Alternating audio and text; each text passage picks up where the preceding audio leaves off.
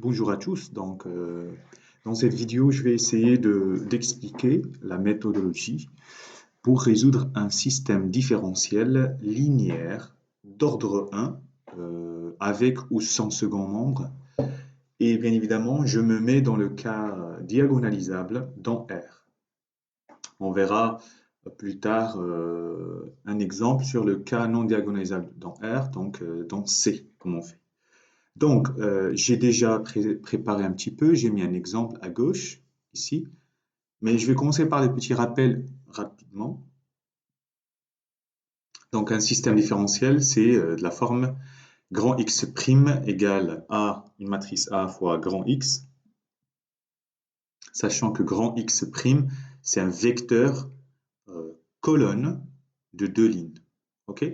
Et le deuxième à droite ici, c'est un système différentiel linéaire d'ordre 1 avec second membre, hein, la fonction b que vous voyez ici. Alors, on se met dans le cas diagonalisable et bien évidemment dans R. Donc la matrice elle est diagonalisable, elle s'écrit sous forme P, une matrice inversible constituée par les vecteurs propres associés aux valeurs propres. Et la matrice D diagonale avec les valeurs propres et P-1 l'inverse de P. Donc j'ai préparé le spectre de A, c'est l'ensemble des valeurs propres, donc on suppose qu'on a n valeurs propres. Et le V, grand V, c'est une base de vecteurs propres. Donc U1 c'est associé à lambda 1, U2 associé à lambda 2, UN associé à lambda 2. Alors si je me concentre sur le système sans second membre, ça veut dire c'est juste X' égale à X, d'accord? Donc le système, la solution générale, c'est ce qui va être la solution homogène d'un système avec second membre. Donc la solution, c'est de la forme alpha 1 exponentielle lambda 1t fois U1. Vous voyez, sachant que lambda 1, c'est la valeur propre, U1, c'est le vecteur propre associé qui va avoir il va y avoir deux éléments, puisque c'est un vecteur colonne, etc., jusqu'à alpha n exponentielle lambda n fois un, le vecteur. Bon voilà, c'est tout rapidement. Donc il faut, le travail à faire, c'est chercher les valeurs propres de la matrice, les vecteurs propres et rédiger la solution. Bien évidemment, les alpha 1, alpha 2 jusqu'à alpha n seront donnés si on a une condition initiale. Et dans ce cas-là, on a une valeur propre, on a une solution unique. Alors, si je passe sur les solutions d'un système avec second membre, ben en fait, la solution générale, c'est la somme de solution homogène qui est juste là, et puis une solution particulière. Ben, je pense que la solution particulière, c'est mieux de la travailler sur un exemple, donc on fera l'exemple qui est à gauche. Alors, c'est parti. Donc, j'ai ce système-là, je vais le transformer, donc on pose grand X de t, c'est le vecteur, c'est la solution, ça va être x1 de t et x2 de t. Voilà. OK? Donc le système c'est exactement grand X' de t égale à une matrice A fois grand X de t plus un vecteur B de t. On va expliciter tout ça. Alors la matrice grand A, il faut pas vraiment, il faut se concentrer pour ne pas faire d'erreur parce que tout se base sur les valeurs propres. Donc ça serait bien de bien prendre le temps et de bien regarder. Donc c'est ce qui reste, moins 3t plus 4 exponentielle de 3t et puis 4t plus moins 4 exponentielle de 3t. Vous allez voir, donc si je fais une erreur dans les valeurs propres et tout ça, le reste tout est faux. Alors juste pour préciser quand même, ça c'est les éléments de B là, vous voyez, c'est ce qui est là. Et les éléments dans la matrice sont les éléments devant, dans l'ordre, j'ai x1, x2, x1, x2. Donc si c'est mélangé, il faut bien les mettre dans l'ordre pour avoir la bonne matrice. Là encore, sinon c'est... Voilà. Du moment qu'on a fixé ça, hein, donc prenez 2 petites minutes pour bien déterminer, là vous avez cette matrice. Et donc, nous, on veut résoudre ce système. Alors, on va faire un truc comme ça. On va enlever ça. Donc, on va étape 1.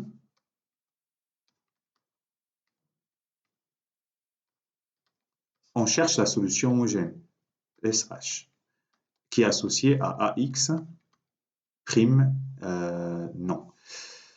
Alors, j'efface ça, qui est associé à X prime égale AX. D'accord? Donc, le cours me dit, il faut que je cherche les valeurs propres et que, voilà. Alors, prenons. Donc, je vais essayer d'avancer pour ce qui est simple, hein, je vous laisse le soin de le faire. Donc, cette matrice-là, elle est diagonalisable. Donc, puisqu'on est dans le cas diagonalisable, ce n'est pas un souci pour le vérifier. Et on cherche le polynôme caractéristique, pardon.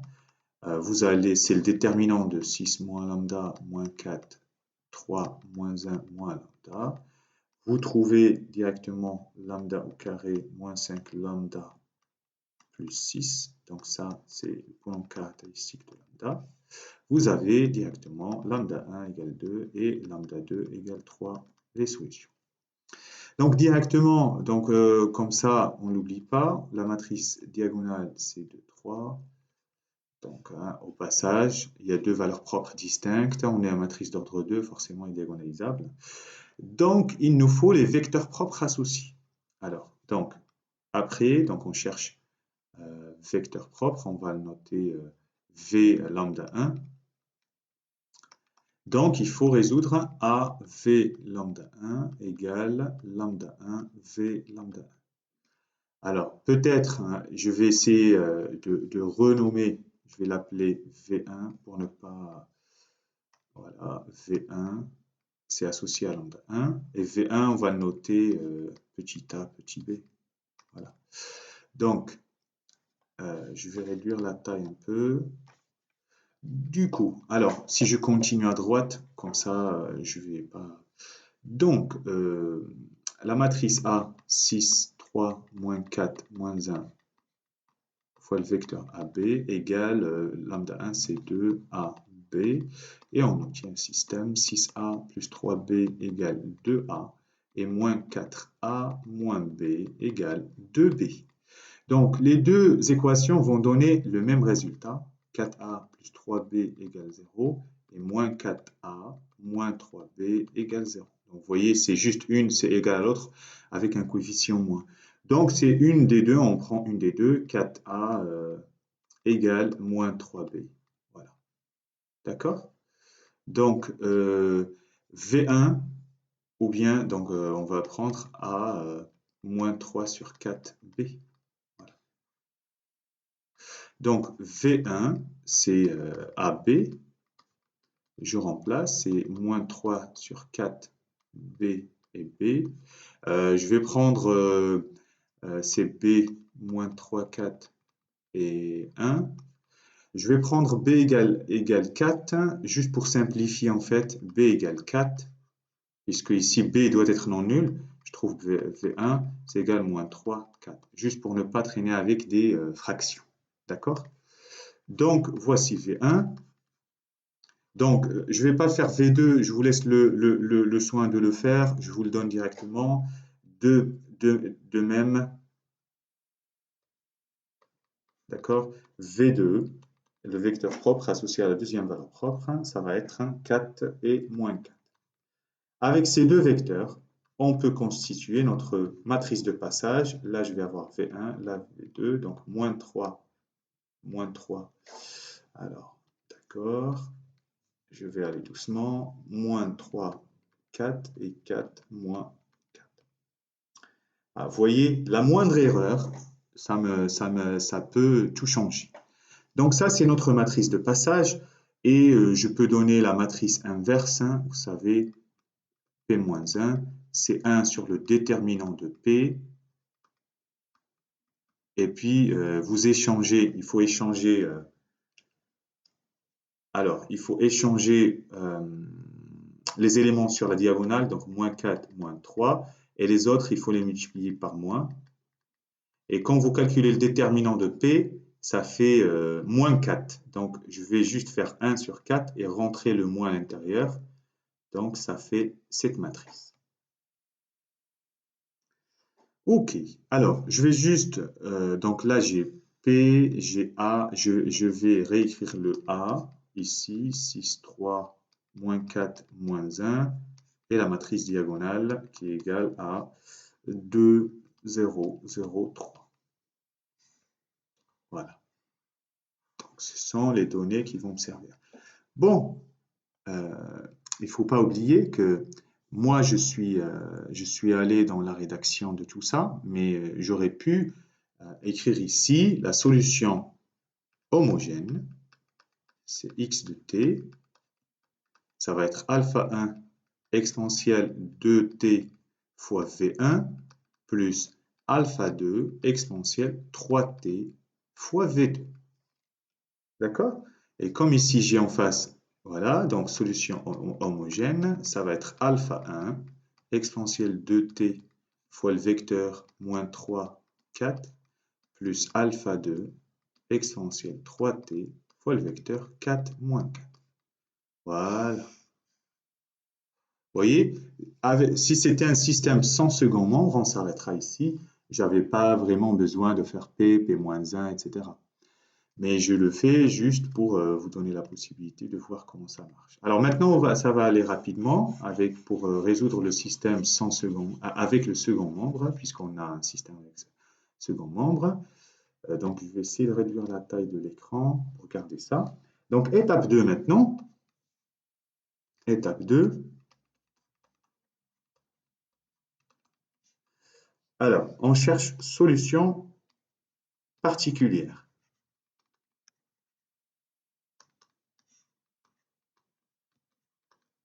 D'accord. Alors, cette solution particulière, alors vous avez deux méthodes en fait. Il y a certains qui utilisent un résultat où vous allez, la solution homogène, dans la solution homogène, vous allez prendre alpha 1 de t et alpha 2 de t, et il faut que ça vérifie une équation. Mais il y a un autre résultat qui est très simple, c'est que en fait, on considère, regardez, le vecteur grand Y de t tel que P y de t, c'est x de t. C'est juste en fait la nouvelle écriture d'un vecteur dans une nouvelle base. Ok? Donc avec ça, en fait, notre système, au début, on avait x' égale ax plus b est équivalent à py'. C'est comme si je suis en train de refaire la démo du cours, en fait. Ça fait a py plus b, et donc en fait votre y', c'est p-1 a py plus p-1 b, et donc ça c'est quoi? C'est dy plus p-1 b, et là c'est y'. Autrement dit, je vais écrire, donc je vais avoir y1' de t, y2' de t égale, en fait, il faut prendre la matrice diagonale. Vous voyez, il n'y a que deux valeurs dans la médiane, dans la diagonale. Donc ici, quand vous faites 2, 0, 0, 3 fois le vecteur y1, y2, vous trouvez 2y1 et 3y2. Donc, la première chose ici, c'est 2y1 de t, et là, 3y2 de t. Juste dans P-1 fois B, alors je vais écrire ce que ça donne, plus T ici, et là, plus exponentielle 3T.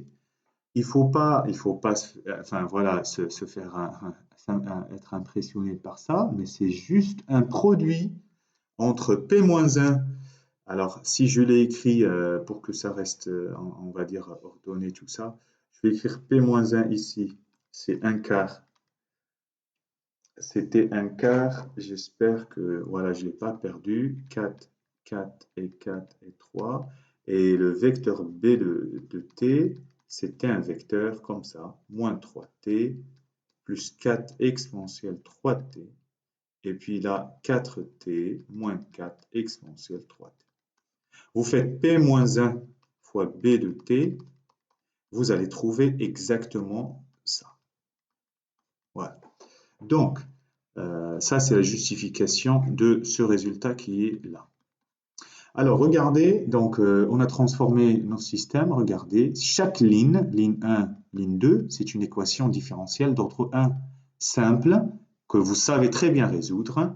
Donc, on trouve solution de y1. Vous allez trouver y1 de t. C'est un lambda exponentiel de t. OK? Et par la variation de la constante, le t, vous trouvez le polynôme moins t moins 1,5. y2 de t égale, c'est une constante mu exponentielle 3t plus t exponentielle de 3t. Alors, pour ceux qui ne comprennent pas comment j'ai fait, juste regardez le rappel, ce que vous avez vu en première année sur les équadifs. Maintenant, c'est en programme de terminale, spécialité maths. Donc, comment résoudre une équation différentielle linéaire d'ordre 1, toute simple, avec second membre. Ici, vous voyez la variation de la constante. Ici, c'est un polynôme degré 1, ax plus b, vous identifiez. Ici, c'est une constante a fois l'exponentielle de 3t, vous allez trouver le truc. Parfait. Donc, je trouve y, donc maintenant, il me faut x, c'est pas fini. Donc, x de t, c'est ça ce qui est bien, c'est p fois y de t. Donc, x1 de t, y1 de t, le vecteur, c'est la matrice P qui est moins 3, 4, 4, moins 4, fois y1, vous voyez, c'est lambda fois, là ici c'est x2, excusez-moi, et là c'est y1 de t, y2 de t. Donc, vous avez y1 et y2 sont juste là. Quand vous faites le produit, donc ça, c'est pas un souci, vous trouvez x1 de t, c'est, alors, je vais essayer d'écrire dans l'ordre. Alors, vous allez trouver, c'est moins 3 lambda exponentielle de 2t plus 4 mu exponentielle de 3t plus 3 demi t plus 4t exponentielle 3t et puis plus 3 sur 4. Ouais, c'est lent. x2 de t égale 4 lambda exponentielle de t moins 4 mu exponentielle de 3t moins 2t moins 4t exponentielle de 3t et puis moins 1. Voilà, la solution finale, du système. J'ai fait, qu'est-ce que j'ai fait? La solution générale, hein. Je ne l'ai pas dit, c'est la solution homogène plus la solution particulière. Tout ce qui dépend de lambda et mu, ça, c'est la solution particulière, CSP, et la solution homogène, c'est ce qu'on a trouvé tout à l'heure.